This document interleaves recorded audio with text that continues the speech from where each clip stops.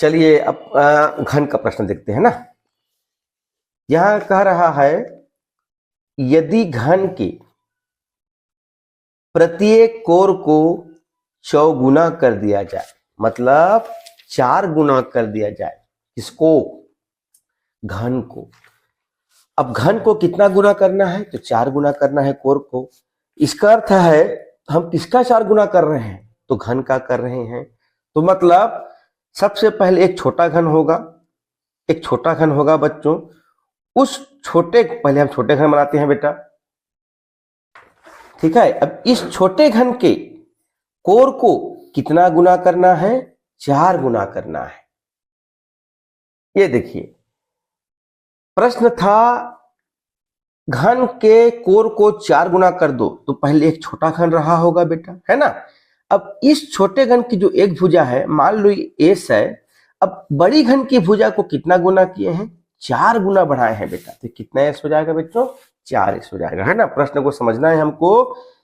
यदि घन के प्रत्येक कोर को 4 गुना कर दिया जाए, इसका मतलब किसका 4 गुना करोगी?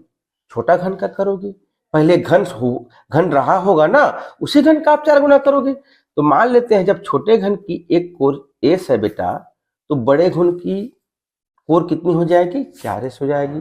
तो प्रश्न कहता है तो घन का अनुपात कितना गुना बढ़ जाएगा? जब भुजा को 4 गुना किए तो घन कितना बढ़ जाएगा बेटा? आइए देखते हैं। मैं इसको यहाँ शॉर्ट फॉर्म बताता हूँ ना, आपको यहाँ से पूरा बनानी है ना, पूरा बनाने का भी समय नहीं है बच्चों।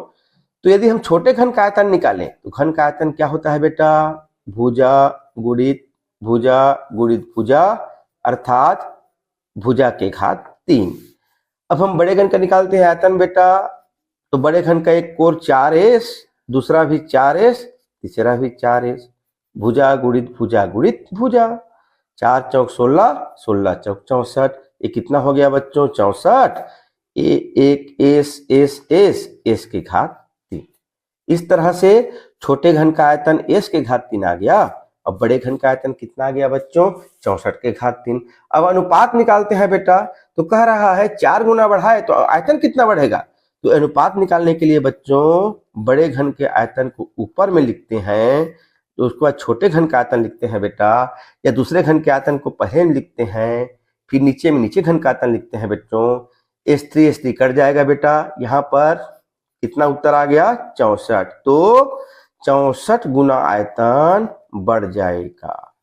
यदि आप भुजा को 4 गुना करते हो तो आयतन कितना गुना बढ़ जाएगा? 64 गुना। लिखना प्रश्न में आता है बेटा, तो इस तरह लिखना है। पहले घन की कोर, माना कि पहले घन की कोर s, अतः पहले घन का आयतन s के घात 3। कोर 4 गुना करने पर दूसरे घन की कोर 4s, दूसरे घन का आयतन हो जाएगा 64 के घात 3।